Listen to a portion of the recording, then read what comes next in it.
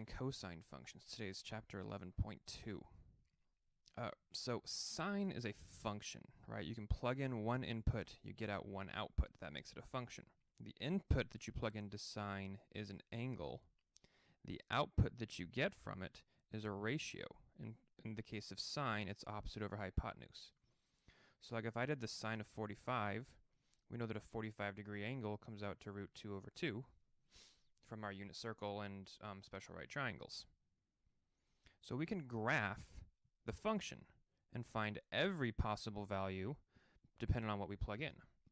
What you're really doing when you graph this is you're thinking to yourself, okay, as this angle changes, how does the y value of its coordinate change? Remember, this is cosine theta, sine theta. So as this angle here, theta, increases, as the angle moves up and up and up, how does the y value change? For a while it goes up, but then pretty soon this y value starts coming down again. And then it starts going up again, but negative. So let's just look at some simple ones, okay? I'm going to graph values that I know. I'm going to plug in something for theta and see what I get out for theta. Well, the first thing I'm going to plug in for theta is 0. If I plug in a 0 for theta, that's this point right here. The y value there is 0. So you plug in a 0, you get out a 0. The next thing I'm going to plug in is actually going to be 90. Because I'm going to graph this in degrees right now. We'll be talking about degrees. We can do it in radians soon, but we'll graph in degrees first. 90 degrees is right here. That has a y value of 1, but an x value of 0. Since sine is the y value, we plug in a 90, we get out a 1. Next, I'll plug in 180 degrees, which is here. The y value is again 0. Then I'll plug in 270 degrees, which is here. The y value is negative 1. And finally, if I plug in 360, I've gone all the way around the circle. The y value is 0 again. And if I just keep on picking these quadrantial angles, the right angles, next would be 450, and then 540, and then 630, and then 720. That's me going around one more revolution. That would end up with me going here, and then here, and then here, and then here. It's just going to keep on going around again. This would be 1, 0, negative 1, 0. And I would keep hitting this pattern, 1, 0, negative 1, 0, over and over and over every time I go up by another 90.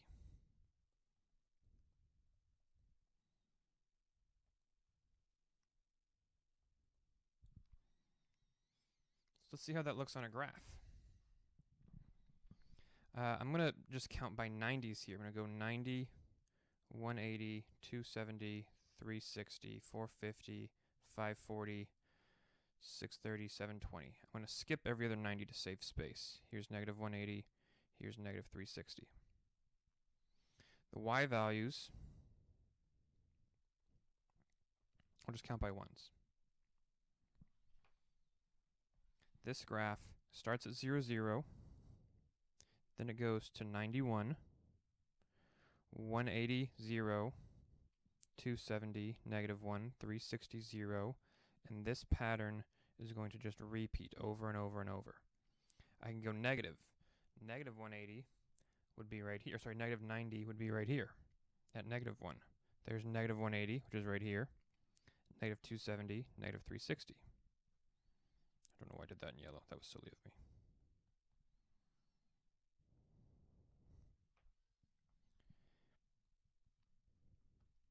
This graph kind of might look like it's just going to be a bunch of lines. But it's not. Don't draw a bunch of peaks of mountains. Don't make a bunch of triangles. It's actually going to have a lot of curve to it. Because if you think about what happens to this y value as it goes up the circle, like when the y value is going from here to here, it increases a lot. It's kind of a big jump. But like from here to here, the y value barely increases at all. So the way that this actually graphs is like first y is going up really, really fast, but then it slows down. And then it's going down slowly, but it speeds up and slows down again. And it gives us this curve. This is called a sine wave. This is the parent function sine wave in degrees. Spinning around and around this circle is a repeated function. It's called a periodic function. And it gives us the mathematics of waves. If you've taken science classes, you've talked about your wavelengths and your amplitudes. We talk about period, amplitude, and then eventually we'll talk about phase shifts, but not this lesson. Period, there's also the word cycle. There's cycle, there's period, and there's amplitude. A cycle, let's start with that. A cycle is a part of the graph that if you cut it out and pasted it over and over and over, it generates the rest of the graph. If I took the stuff inside this box and copied the box over here, I would get the same graph. If I copied the box over here, I would get the same graph. So everything inside the box represents a cycle. A cycle is something that you can repeat over and over and over. A period is the x distance of the box. We usually think about periods as an amount of time. Like if you have a time period, like back in the colonial days, that was a period of time, or back in like the Babylonians, that was a period of time. The moon has a cycle, but it also has a period. The period of the moon is 1 month. That's how long it takes to go through a cycle. So a period is typically thought about in terms of time, but in terms of just straight sine values, it's the distance across one x box. So this right here is a period. The period of this function is 360. It takes from 0 to 360 to complete one whole cycle, so that's the period. The amplitude is how high up you go from the middle. The amplitude in this case is 1. Okay, so I want to talk about periods for just a second because it can be kind of confusing because I don't think I explain it super well. This right here is a periodic function. Periodic means it repeats over and over and over. If I took this box right here and I took the contents inside of it and drew them over on the next part,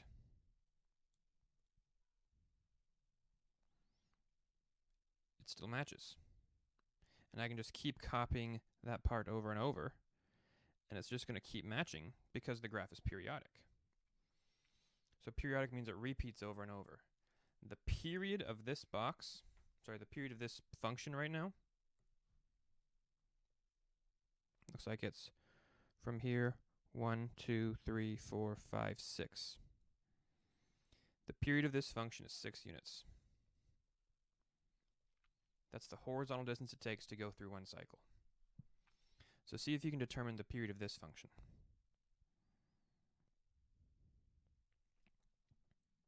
If I were to take this part of the function, that's 3 units. That part copies over and over and over. So the period of this function is 3 units. So a period represents a distance or time that it takes to complete one cycle. All right, so we're going to graph y equals cosine x, but this time let's do it in radians instead of degrees. If we're going to graph this in radians, we could do, like this is a method you could follow every time if you wanted to. You could start by thinking, okay, I like degrees better than radians. So you could start by writing down the typical radian degrees, or typical degree measures. 90, 180, 270, 360. And then take those and convert those to radians. We know that 90 degrees is pi over 2 radians. 180 degrees is just pi radians. 270 degrees is 3 pi over 2 radians. And 360 degrees is 2 pi radians. So if you wanted to, you could just start with degrees and then convert everything to radians. But you want to think with this basic parent function, you're always going to be counting by pi over 2's because pi over 2 is 90 degrees. Pi over 2 radians is 90 degrees.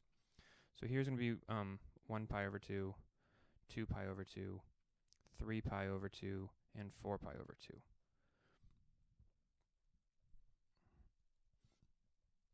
To save space, I just show every other. Negative pi, negative 2 pi, negative 3 pi. Okay, so I'm going to plug in these 5 points. Okay, this 1, 2, 3, 4, 5 points. I plug in 5 points to generate one cycle. While I'm doing this, I'm going to talk to you about the difference between a step and a point. So the points that I plug in are 0, pi over 2, pi, 3 pi over 2, and 2 pi. Notice how this is 5 points, right? 1, 2, 3, 4, 5 points. But it only takes 4 steps to get there. Right? We start here, then we take a step, there's 1, a step, there's 2, and a step is 3, and a step is 4. It takes 4 steps to make 5 points because we start here on the circle, and then there's 1 step, point, 2 steps, point, 3 steps, point, and the 4th steps gets us back to our first point. So this is both our first point and our 5th point. 4 steps, 5 points. It's a simple idea that can cause people issues as you're thinking about your cycles and your periods. If you plug in 0 to cosine, the cosine at 0 is 1. Remember, the cosine is the x value, so cosine theta, sine theta. Cosine is the x value, sine is the y value. Even though we're plugging it in for x right now, just x is your input. The input is the x value. So even though this is an x right now, we're plugging in an angle still. The angle is your x value. At 0, if the angle is 0, this is the point 1, 0, the x value is 1. At 90 degrees, the x value is 0, because that's the point 0, 1, the x value is 0. At 180 degrees, or pi radians, we're at negative 1. 270 degrees, or 3 pi over 2 radians, back to 0, and then back to 1. So we plug in 0, we get out 1. This goes 1, 0, negative 1, 0, 1. That right there is one full cycle. Don't forget to make it wavy and not triangle-y. But I can keep graphing more cycles. This is cosine. Now you might be thinking, wow, that looks really, really similar to sine. It does. Let me show you how similar. Sine starts at 0 and goes high, middle, low, middle, high, middle, middle, low, middle, high, middle, low, middle. This is cosine x. If I could just take the cosine function and translate it to the right 90 degrees, or pi over 2 radians, they would be the exact same function. They're showing the exact same curve. So the reason they're called sinusoidals instead of cosinusoidals is because you could always take a cosine and turn it into a sine. When we get to tangent, it's totally different. So here's how I think about this. Here's something I find super, super helpful. The cosine value starts at 1. Cosine starts high. The cosine value starts at 1. The sine value starts at 0. So I say sine starts middle. I don't say low because it goes below it. I say middle. There's basically 3 levels. Here's the high level. And here's the low level. Then on this x-axis is the middle. And so you heard me saying high, middle, low, middle, high, middle, low, middle, high, middle, low, and it sounds like an old folksy, country time gathering song. I have no idea what that sentence means. But that's how I think about these graphs. With cosine, I'm going to go high, middle, high, middle, low. Okay, I'm now going to clear out all of this and graph again. The next thing that I want to do really quick is just show what happens if this cosine is doubled. So I'm going to show you how to graph y equals 2 cosine x.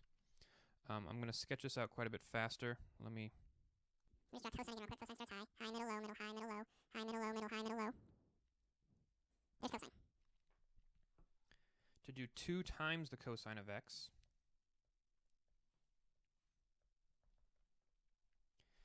the output is just doubling. The inputs aren't changing. I'm still going to have 0, pi over 2, pi, 3 pi over 2, and 2 pi. Those aren't going to change. The outputs, however, are all getting doubled. It's all times 2. This is a dilation. So it becomes 2, 0, negative 2, 0, 2. It's just twice as high and twice as low. The zeros don't change. 2 times 0 is still 0. So it's still going to go high, middle, low, middle, high, middle, low. It's just high and low are different. Middle stays the same. This had its amplitude changed. The amplitude is now 2 instead of 1, because this height is 2 instead of 1. Here's the page of all the formulas and stuff. Okay, we're in a second going to graph y equals 2 times the cosine of 3x in radians. What we haven't dealt with yet is changing the period. The period is changed by this b value. Okay, a multiplier inside the function changes your period. It changes it to 2 pi over b or 360 over b, depending on if you're in degrees or radians. And what I find super helpful is to find your scale. So the first thing I always do when I am graphing these is I find my period and I find my scale. Well, the period is 2 pi over b, which in this case is going to be 2 pi over 3. So my period now is 2 pi over 3. It's not 2 pi anymore. It's not going to take a whole circle. It's going to take 2 pi over 3, which is like here-ish, I think. This is going to be 1 period. The x distance covered to make a cycle. For the scale, I take my period and divide it by 4, which is 2 pi over 12, which is just pi over 6. And I think the scale is super, super helpful. What this means is on the x-axis, I'm going to count by pi over 6's. 1 pi over 6, 2 pi over 6, 3 pi over 6, 4 pi over 6. This right here is going to represent 1 cycle of the graph. Remember, 2 pi over 6 is just pi over 3, so that's how I got this right here. The amplitude of this is still 2, right? The amplitude of this graph is 2, and cosine starts high, so I'm going to start up high, go high, middle, low, middle, high.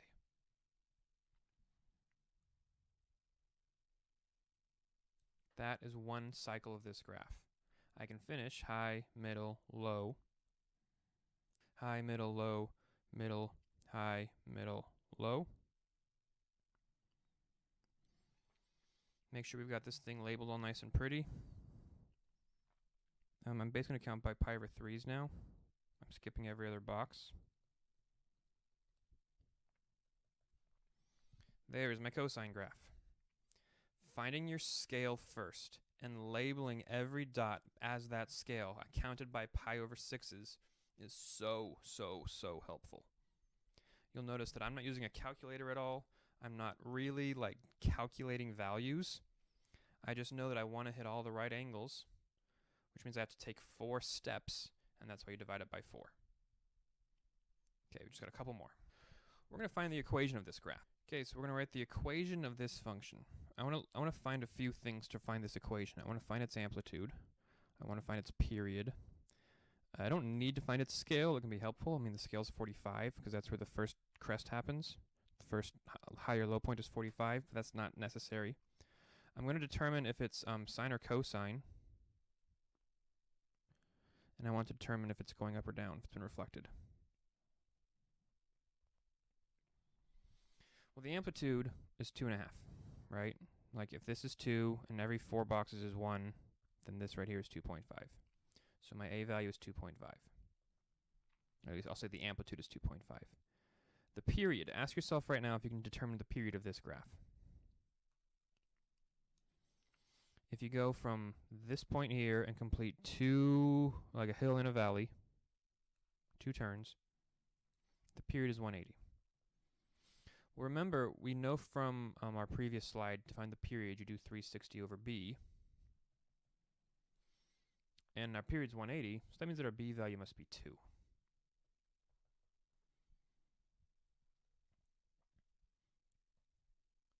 This is starting in the middle.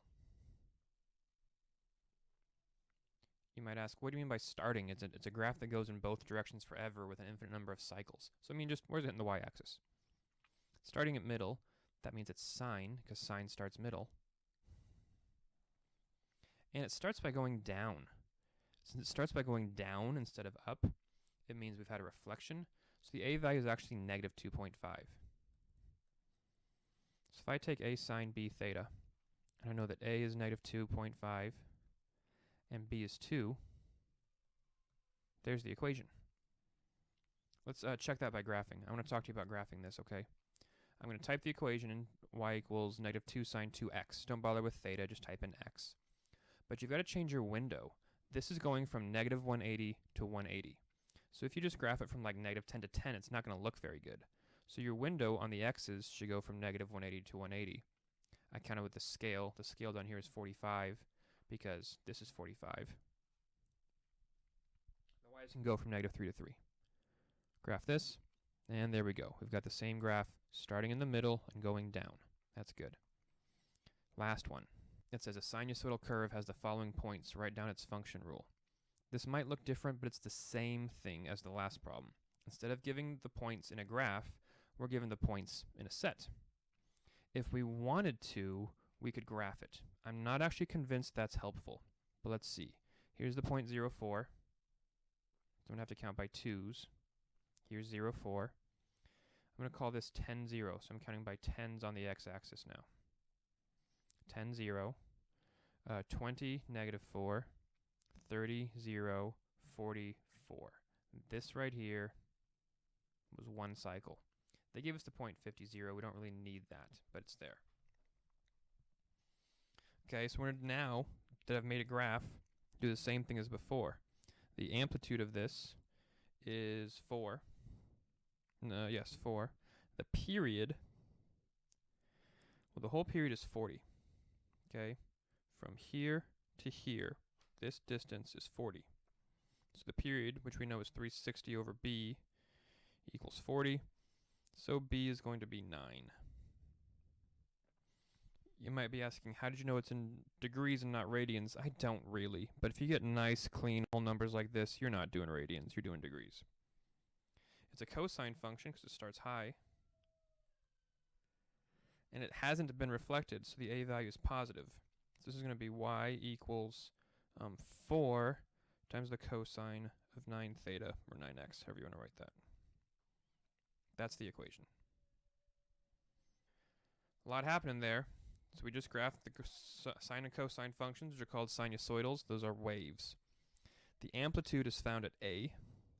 The period is 360 over b, or 2 pi over b, depending if you're in degrees or radians. Divide the period by 4 to get the ideal counting scale of the horizontal axis. I find that super, super helpful. Cosine starts high and sine starts middle. If you watch my outro, it'll show another way to look at a sine function, but the sound quality is probably way worse, so I apologize for making your ears bleed. Next video, we throw in h and k. Just move things left, right, or up, down. Okay, y'all stay safe. Oh, sheesh, that was a long one. I don't know what this guy was thinking talking so much, because it's a math video. No one wants to watch math for that long, but people do want to watch this sine wave go up and down and build what's, I guess, kind of looking like a Chinese finger trap here pretty soon. Am I allowed to call that a Chinese finger trap? Is that racist? I don't think it's racist, because that's what it's actually called. If you liked this video, please like it. That's a weird sentence. And if you want to subscribe to it, that'd be helpful. Thank you. Share it with a friend. And if you're taking this class, go take your video quiz. Don't forget about that. If you're a teacher who wants to buy the curriculum that's associated with this video, check the description down below. And as always, please feel free to leave me a comment and tell me how awful I am. There it goes.